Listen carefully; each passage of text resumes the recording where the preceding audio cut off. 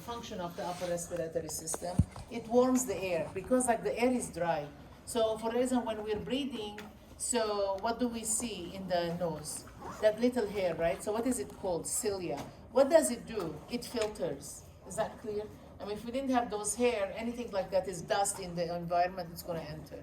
So it traps, and then so for that reason, like it kind of, it filters the air. At the same time, it warms it. Because have you felt the dry air sometimes? So it hurts. You don't want to breathe dry air, right? So for reason you want to have the air moist. All right, so it, and then protects the against pathogens. How? By filtering it. Okay, so who filters it? The cilia filters it. So why smoking is bad? Because like it makes those cilia sleep.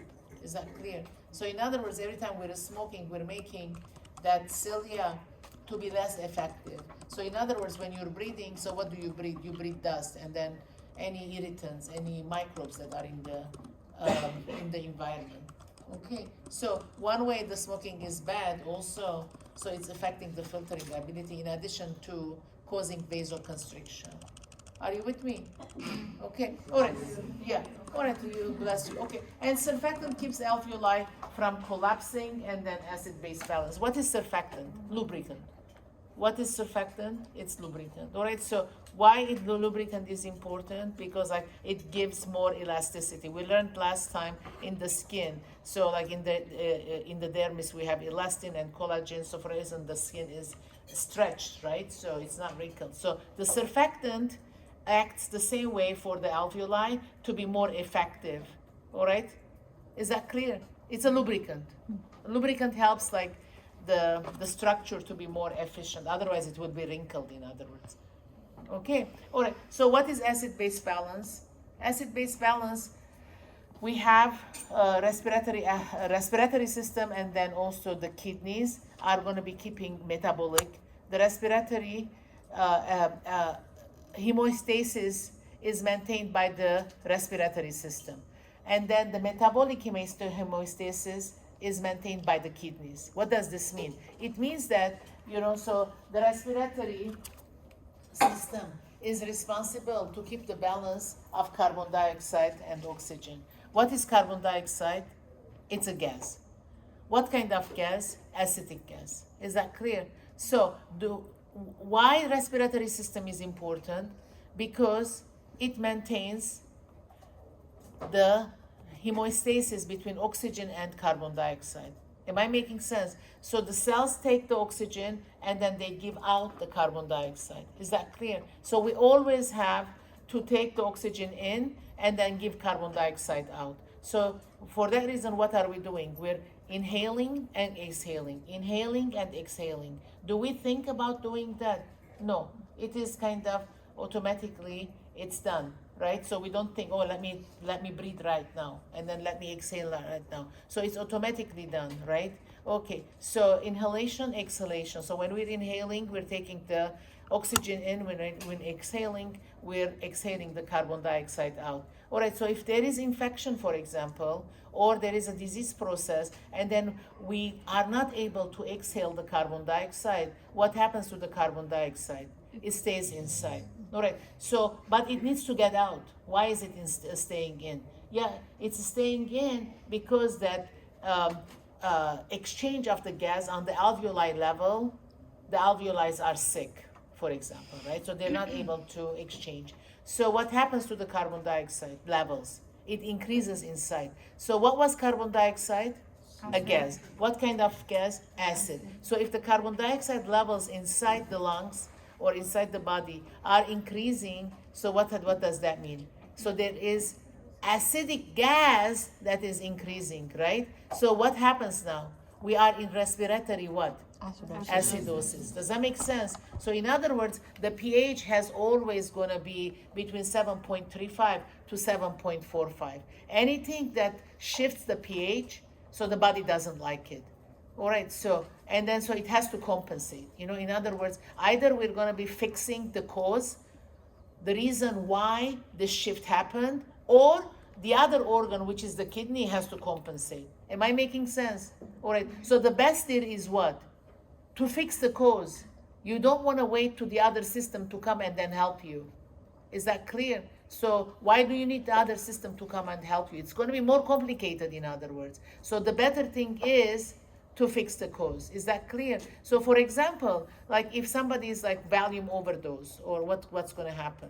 They're not breathing. So what are they doing? They're keeping the carbon dioxide in, right? Why? Because the respiratory center is relaxed, right? So when the what relaxes the respiratory system?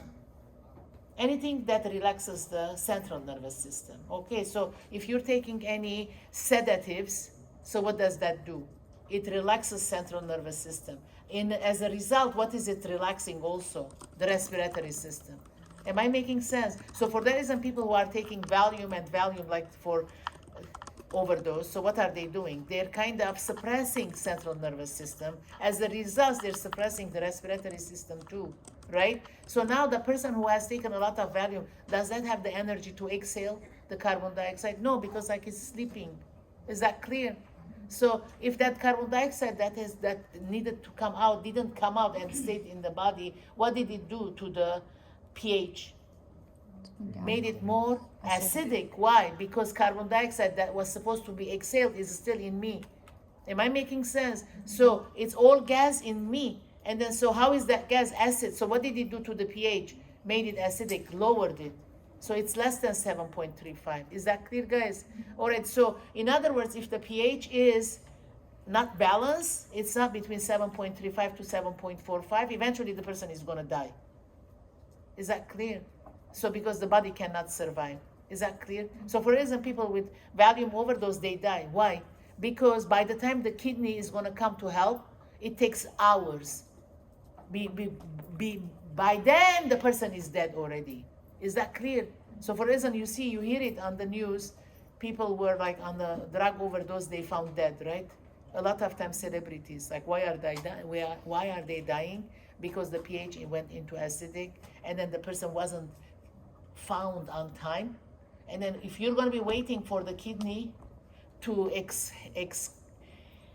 to bring out the bicarb to bring that acid level back into basic, like the kidney is going to be releasing the base acid plus the base, so like the pH is going to be back to normal. How long does it take? It takes hours. What happens to that person? He dies already. Is that clear? Okay. So the respiratory system is responsible for the maintaining respiratory, the pH within normal limits by what? Breathing. Regulating the carbon dioxide level. Is that clear? Okay, so the carbon dioxide level has to be maintained by the respiratory system. It has to be regulated by the respiratory system. Otherwise, we go into what? Respiratory acidosis if we're keeping it, or if we're exhaling it too fast, what do? We go into respiratory alkalosis. When do you go into respiratory alkalosis? Imagine that you're in pain. How are you breathing? Okay, so or a woman who is in labor, how is she breathing?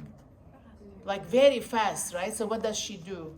She's like, exhale, exhale, exhale, exhale, exhale, exhale. What is she exhaling? A lot of carbon dioxide. Exhale, exhale, exhale. And now like all the gas is out. All right, so we don't want that much gas to be exhaled, but like because the person is in pain, she's exhaling, right? So all that gas went out. So what was that gas? Acid. So all the gas is out. So what did we do to the system now? Respiratory alkalosis. Does that make sense? So in other words, so the best deal in this situation is what? Are you going to be waiting the kidney to come to rescue 5 hours later, or you're going to give pain medication to the woman so that she won't pant? Does that make sense? So in other words, every time there is imbalance as far as the pH, what is the best deal to do? Correct the etiology. What is the correct etiology? Meaning that whatever it is causing, fix that.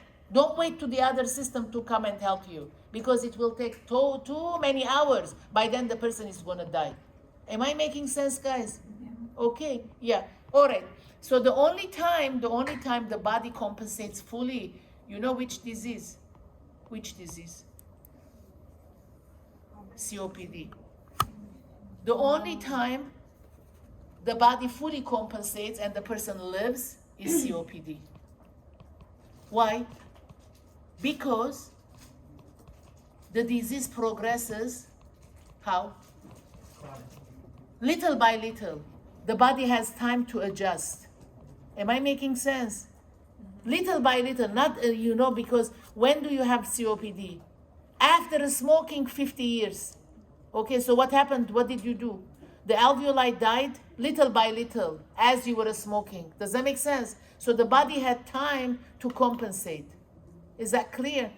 Okay, but the volume overdose, what happens?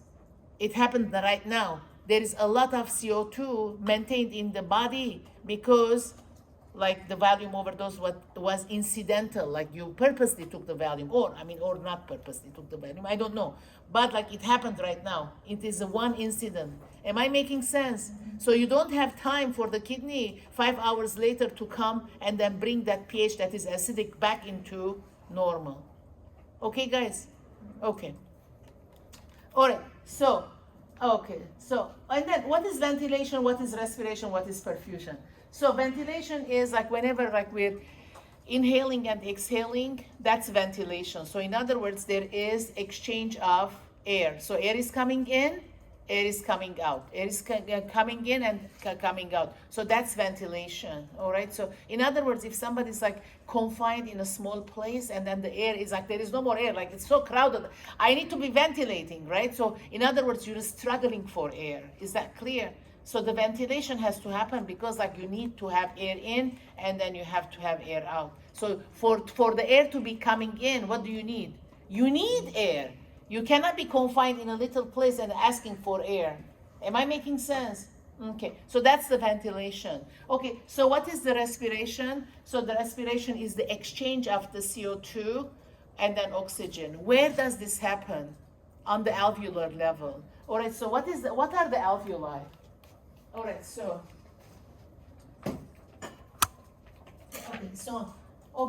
this is, so this is the nose, this is the, so then like we call the trachea. Okay, so then we're having all this bronchial tree and then we have the lung here. Okay, so, all right, so this is the neck. Anything above the neck is upper. This is the neck, upper. Anything below the neck is what? Lower. All right, so here on the alveoli, so what are the alveoli? The air sacs. What are the air sacs? It's the place where the gas is happening, the exchange is happening, oxygen and carbon dioxide. How many alveoli do we have? 300 million. We have 300 million alveoli. So in other words, the more the alveoli, the more the surface for gas exchange. Is that clear, guys? All right, so now the alveoli, so the air came in, right, from the nose down to trachea, to the bronchial tree, and now you are at the alveoli level. So the air that is coming in, it's full of oxygen, right? So it's full of oxygen. So now what happens at the alveoli level? The oxygen leaks out, okay? That's diffusion, all right? So it's gonna leak out, right? So it's diffusion. And then why? Because the air that is in, it's full of oxygen. So how is it going to diffuse from a higher gradient into lower gradient? Is that clear? And then, so the carbon dioxide, all right, so like it's higher in the blood right now, so what's going to happen? It's going to leak in to the alveoli to come out of the bronchial tree while we are exhaling. Is that clear? So in other words, the gas exchange happens via diffusion. What is diffusion? It's leaking in, it's leaking out. Why? Because there is a pressure gradient. Am I making sense? All right. All right, so what is perfusion now? Now, the blood that is, so now that the oxygen is in the body, it kind of leaked out from the air. It came with the air, it leaked out from the air at the alveoli. Now, where is it? It's in the blood. So what is it going to do? It's going to be disseminated to all body parts. Is that clear? So what is that called? Perfusion. All right, perfusion. So how is it perfused? With the blood. Why? Because the blood goes everywhere. The blood is only thing that is moving. The other organs are not moving. Are you with me? So every place, like your toenail is toenail. It's going to be there, right? It doesn't move. So, but the toenail, does it need more oxygen? Because if you're like on the treadmill, you're moving. Even the toenail wants like what? I mean, I need more oxygen because I have to keep moving. I mean, the nail is not moving, but the toes are moving. But like that area of the body needs more oxygen while there is more movement, right? So who's gonna bring more oxygen there? The blood, because only the blood can reach there. Does that make sense? So once the blood carries the oxygen to all body parts, that is called perfusion. Is that clear? So the blood, obviously, it's like a liquid, right? So, but on the other hand, there is some kind of a rule, like how is the oxygen gonna be perfused? It is carried by red blood cells. Is that clear? So the red blood cells, as if like, they're kind of, they look like a donut. Imagine that it's like a donut. There is indentation in the middle, but like there is no hole. The donut has hole, but like imagine the donut.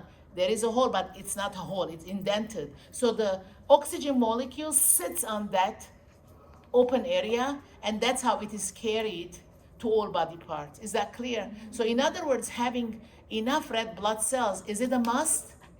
Yes, it is a must.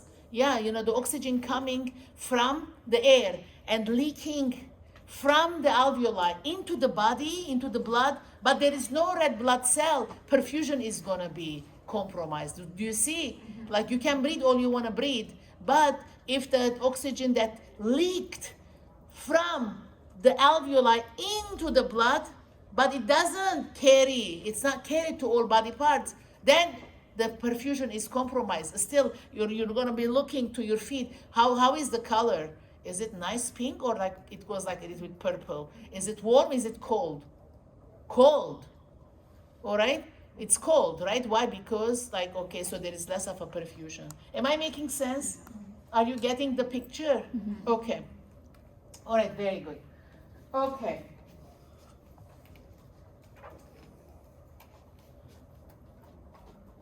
All right, so now this diaphragm is so important. Who is the diaphragm? It's a muscle. The diaphragm is a muscle. Is that clear? It's a muscle. All right, so where is the diaphragm? This is the diaphragm. This is the muscle here. It's a muscle. All right, so the lung tissue is a muscle too.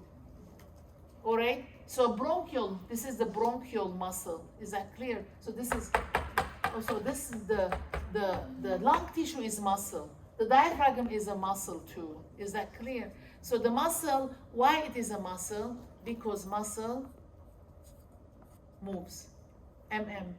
Remember last time, like when I explained in 307, motor, muscle movement, remember? Okay, So if you have muscle, you have movement. If you have movement, why do you have movement? Because the muscle moves. Is that clear? So without muscle, there is no movement. Is that clear, guys? So muscle is responsible for the movement. So if you see any organ that is moving, what is that made of? Muscle. Is that clear? So always like when we think about muscle, we're thinking about the skeletal muscle. Why? Because like you see on the magazine pictures, like all these athletes, so like they're doing weightlifting and then they have this puff muscle. So that's the skeletal muscle. But like our thinking always goes to that muscle because that's what's visible. But inside our body, all the organs that are moving, they're made of muscles. Okay, guys? So they're made of other muscles, but they're made of muscles. Okay, so, all right, so now, what happens now, okay, guys, now, what happens that, okay, so the air is coming, so what's going to happen to the lung as far as volume? It's going to expand. It's going to expand. So when it expands, so why do you think it expanded? Because the diaphragm came down. Do you see? So the diaphragm came down. So when the diaphragm comes down, what happens? So you have a bigger volume. Is that clear? All right. So the diaphragm came down, and now like you have a bigger volume. Why? Because there was a lot of volume that you ingested. I mean, ingested like it's not ingested. You inhale. Am I making sense, guys? All right. So now the exchange of the gases happened. Now like you're going to exhale. So what do you want? You want the diaphragm to go back. Is that clear? So what do you want the diaphragm to be? Very flexible. Okay, if you want to be healthy and then be breathing like very efficiently, what muscle you want? I mean, obviously you want this muscle to be healthy also, but you want a diaphragm that is very healthy. Why? Because it needs to be flexible. Is that clear? So when the air is coming in, the diaphragm comes down. When the air is going to be exhaled, the diaphragm goes up. So do you see the lung is always moving? Is that clear, guys? All right, so now this movement of the diaphragm, what is this called? We're going to learn this in 307. This is called diaphragmatic excursion. What does that mean? It means that like how flexible my diaphragm is. Is that clear? So in 307, I'm going to be teaching you how to assess the number, in centimeters, the diaphragmatic excursion. Is this clear, guys? Okay. Now, let me explain what happens in COPD. In COPD, what happens that, so if we have 300 million alveoli, every time I'm smoking, so what am I doing to my alveoli wall? Breaking. All right, so the alveoli wall breaks. Okay, so the alveoli wall breaks. Okay, every time I'm smoking, what am I doing? So if I have like 2 alveoli here, what do I have now? 1 big. Do you see? The wall in between breaks, okay? All right, so now what do I have now? Instead of 1, instead of 2, what happened? I have 1, but it's big. Is that clear, guys? All right, so what happens to 300 million over time? It decreases. But this is decreasing like little by little, right? Because not in one day. The more I'm smoking, the more I'm breaking the walls in between. Is that clear, guys? Okay, so now what happens the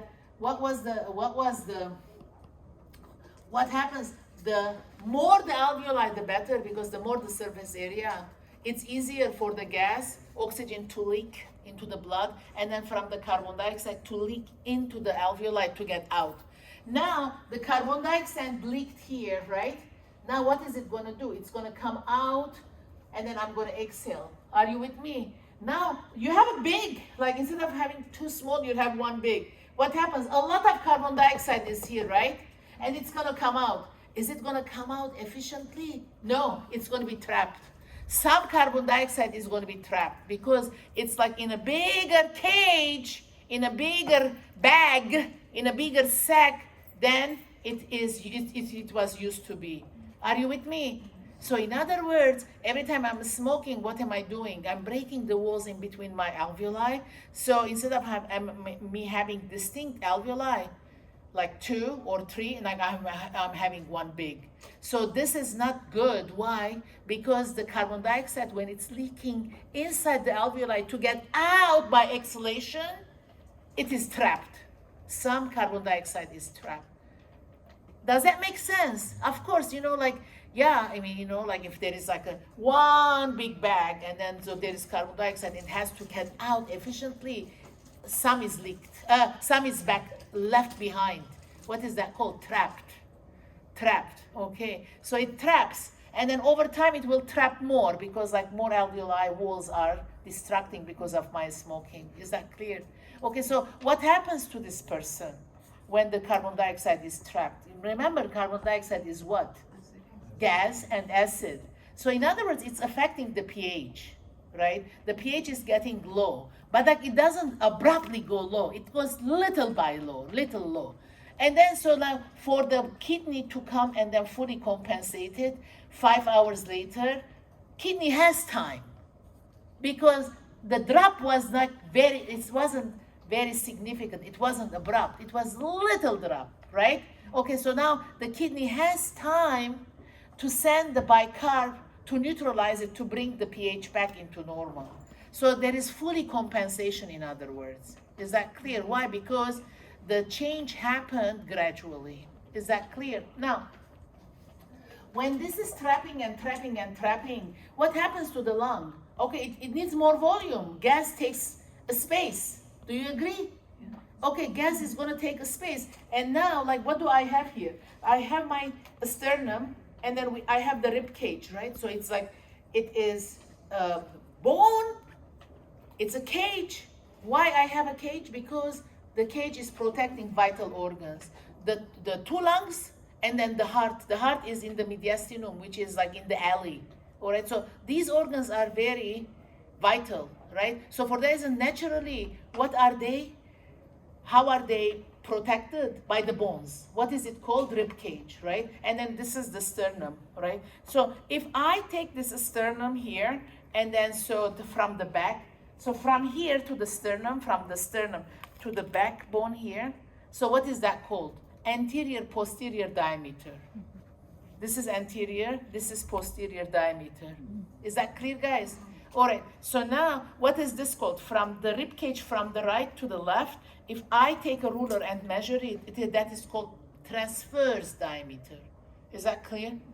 All right, so what is this called? Anterior posterior diameter. What is this called? Transverse diameter. So remember that, like you visualize me with the skeleton. Okay, so if you're going to be measuring the skeleton from the sternum bone to the backbone here, that's what is that called? Anterior posterior diameter. Is that clear? And then if you're measuring from the bone here to here, what is that called? Transverse. Okay, if naturally, when you look to the skeleton, anterior posterior diameter is half of the transverse. Is that clear? So that's how we are made. But like, do we measure? We can't measure, but we know that everybody's body, that's how it is made. Is that clear? Because the skeleton can be measured, but now like how are we going to be measuring? We can measure. All right, so now if this air is trapping, so what's going to happen? It's going to expand. Which way is it going to expand? Forward. Is that clear? It doesn't expand like transferred. How is it going to expand? Forward. So what happens to my sternum now? Comes forward. So now my chest, the bone, like my breastbone, instead of being here, it's here. Does that make sense? It pushes forward. So what kind of a upper body shape I'm going to have? What is it called? Barrel shape. Do you see now why it is called barrel shape? Barrel shape it is called because the sternum is being pushed. And then it doesn't happen in one day because the trapping didn't happen in one day. Is that clear, guys? Okay, now. All right, so now, what happens now? Like there is a barrel chest, the sternum, my bone here, now my breastbone is here. Nothing to do with the meat. Don't confuse it with the meat. Meat is the muscle. Does that make sense? People can be heavy and then there is a lot of meat here, but the sternum is still the sternum. Am I making sense? So this is different. This is different. This is the bone is coming forward. Is that clear? Okay, so now what happens so the bone came forward, I'm barrel chest, and what happened to this diaphragm? It is like pushed down, pushed down, pushed down. And then poor diaphragm, I'm gonna push. Can it push a lot of air in there, a lot of gas? The diaphragm says, this is too heavy for me. I wasn't made to carry this much heavy air to push out. Is that clear? So now poor diaphragm, there is no diaphragmatic excursion. So the diaphragm doesn't move anymore, up and down. It flattens. Is this clear? All right. So now, how is this person going to breathe if the diaphragm is not pushing out for the carbon dioxide to come out? We need muscle. Somebody has to take that air out, right? So they start using, what is the word? Accessory muscle. What is accessory muscle? Accessory muscle means helper muscle. Accessory is like English word, right? Nothing to do with medical. What does accessory mean? Helper. So what muscle we're going to ask for help? Think. Intercostal muscles are the muscles that are in between the rib cages. Obviously the rib cages move, the bone is not going to move, the muscle is going to move, right? Okay. Intercostal muscle, that's correct, but we need more of a muscle that is doing the substantial work. How do you see? Is it the pecs? Yeah. Have you seen COPD patients? No, you haven't. But you're going to be seeing a lot of COPD patients when you're going to practice. They're not hidden, obviously. So, you're going to be seeing. And then usually they come because they have pneumonia. All right. So now, what muscles? We're going to learn this in 307, but I'm going to tell you now. A sternocleidomastoid muscle. So a sternocleidomastoid muscle is the muscle that is our neck. If we didn't have a sternocleidomastoid muscle, we're not going to have neck. Is that clear? So the reason we have, yes? Spell that. A sternocleidomastoid muscle. Yeah, okay. Yeah, however it's in 307. That's fine. We'll learn there. Okay. So, and trapezius muscle. You're going to see it. So, sternocleidomastoid muscle. All right. So, and then the trapezius muscle is this muscle. You know, the muscle that is here on the shoulder. All right. So that's the trapezius muscle. For that reason, have you seen like how are they breathing? And then the abdominal muscle too. They breathe like this.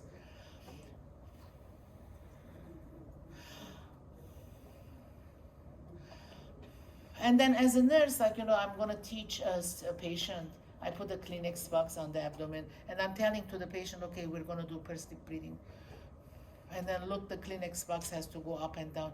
And then he said, Zarmina, that's the only way I breathe anyway. You don't need the Kleenex box. Does that make sense? There is no other way I'm going to breathe. Like, what other way I'm going to breathe, right? So in other words, I'm going to use abdominal muscle to breathe. So automatically I learn how to do pursed lip. You don't have to teach me.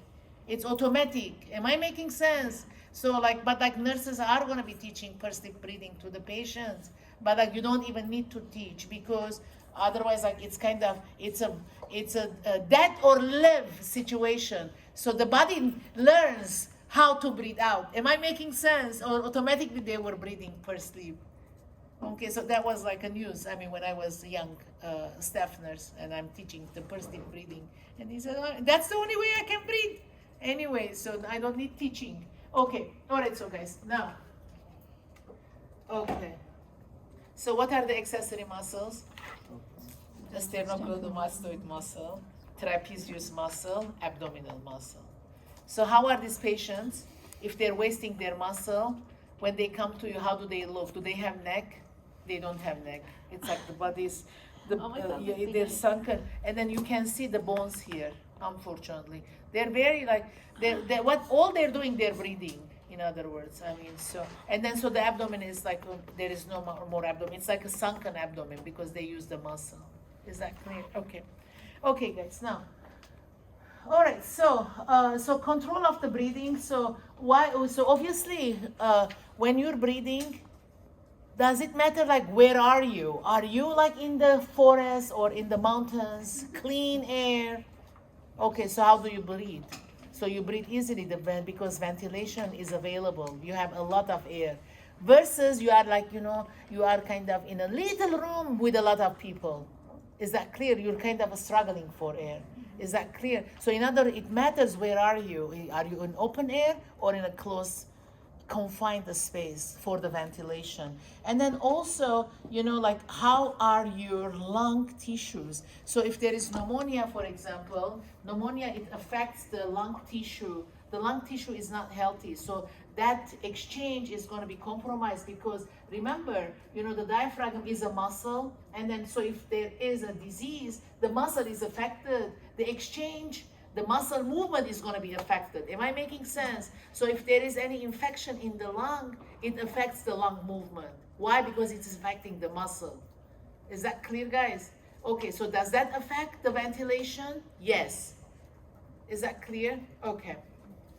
And then a lot of time, so like, you know, if you're confined somewhere and then you're kind of hungry for oxygen, what are you saying? I'm going to get out. I'm going to get out. Because like my lungs are full of carbon dioxide. I'm going to get out. Okay, let me go to open air. Let me exhale. Let me inhale. So what does that mean? It means that, okay, so like you feel inside that you have a lot of carbon dioxide in that needs to be exhaled. Then for that reason, you're looking for oxygenated space to breathe in. So in other words, the level of the gas inside you kind of gives you a hint that like you have to change the atmosphere for a better ventilation. Am I making sense, guys? Okay. All right.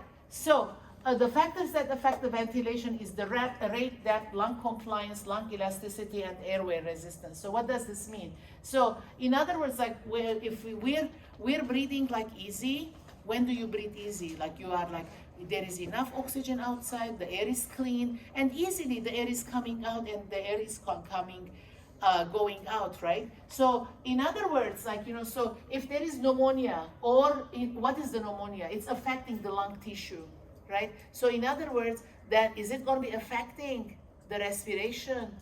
Yes, because the movement of the lung is going to be affecting. So if the movement of the lung is affected, so the air comes in easy, but like if the movement is going to be affecting on what?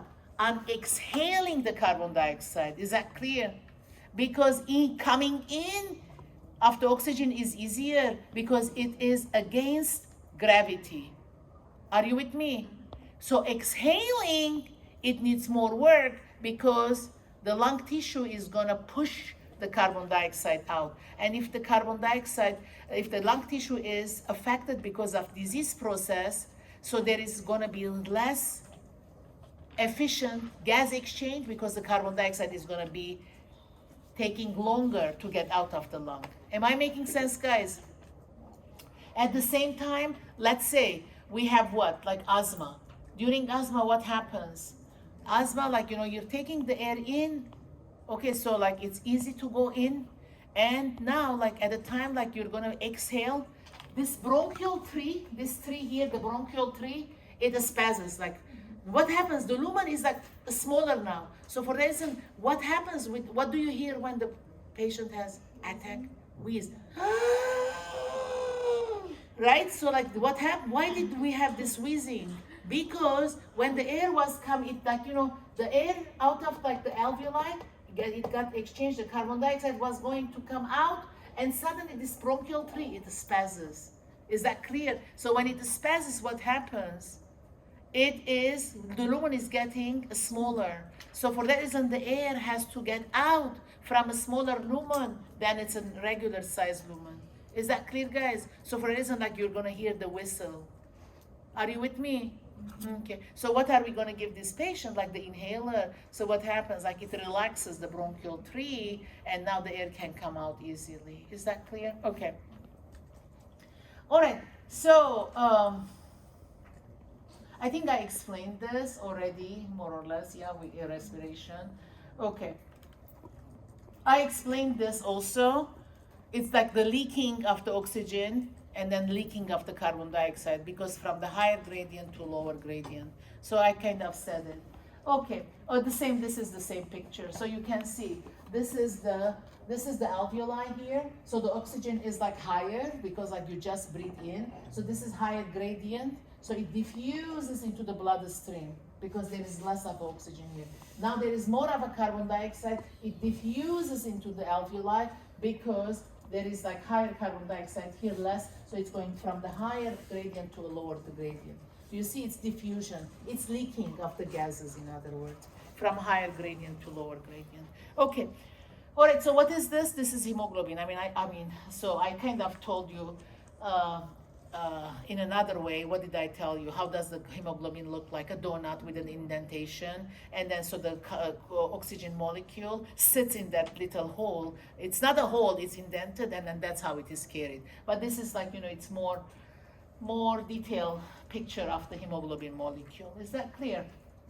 All right, so factors influence the pulmonary function. All right, so environment, the stress, allergies, air quality. All right, stress, allergies. So like what happens with the allergies? Every time there is allergy, there is constriction.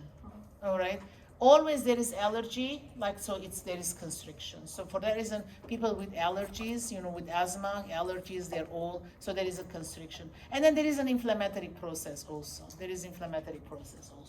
Lifestyle, all right, so pregnancy, obesity, substance abuse, smoking. And then in pregnancy and obesity, like the volume is big. So like there is more volume.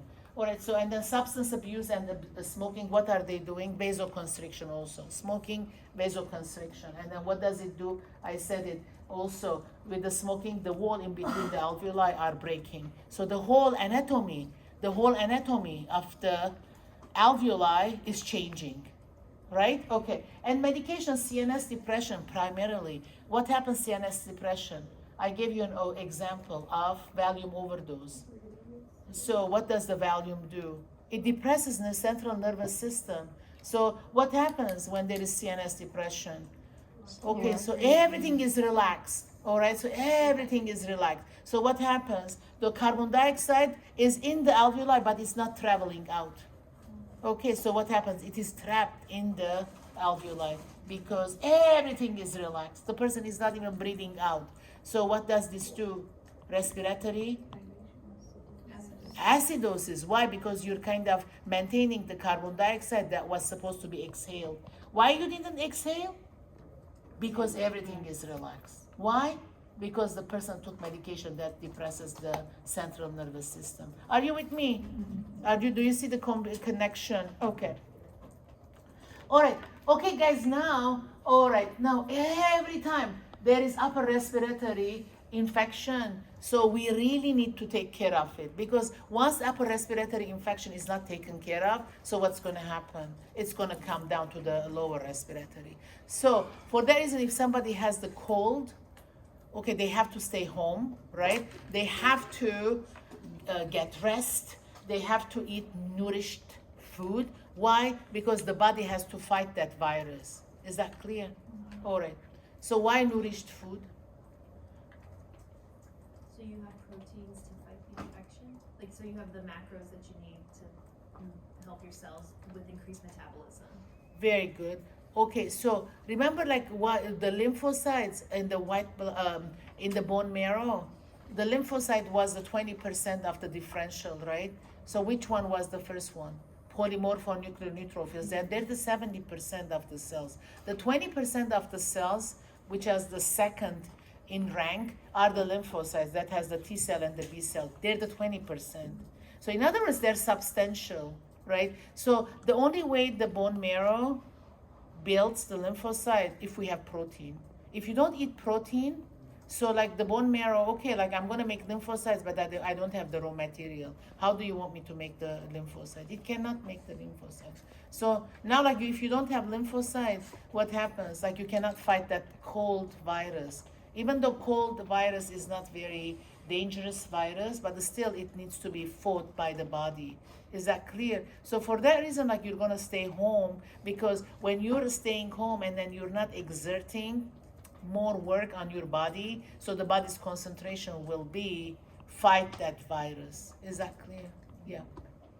Okay. So now, all right, so the cold, okay, so now, like, you're kind of, the body's fighting the cold, all right, so you stayed home, you ate like the chicken soup and the chicken, and then, you know, like, so it's much, you're in a better situation now. Okay, what happened? You controlled the cold virus. So the cold virus, it didn't weaken you. A lot of time what happens that the virus enters upper respiratory, and then if we don't give time for the body to fight, now, like, what's going to happen, that the virus is kind of conquering the body. Already there is a lot of bacteria everywhere. Now the bacteria is going to invade, and then they're going to go into lower respiratory system. Now, like, you're going to have pneumonia. Does that make sense? So in other words, it always starts with upper respiratory. It can be like very insignificant virus, like the cold virus is not like very detrimental. If you have cold, you don't need to call 911. In other words, it can be treated at home. Am I making sense? Yeah, because the body has the ability to fight. It's not it's not a potent virus that is going to debilitate us. But still, you're going to give time for the body to fight with your own lymphocytes. Am I making sense? Okay, all right. Otherwise, if we don't fight with our body's immunity, that virus, and then the virus is going to weaken our system, and the bacteria that is already there, now, like, it's going to invade, like, it's going to be more potent. Am I making sense, guys? So now, like, you're going to be having pneumonia. What is pneumonia? Pneumonia is already the lung tissue is infected. Is that clear? Okay.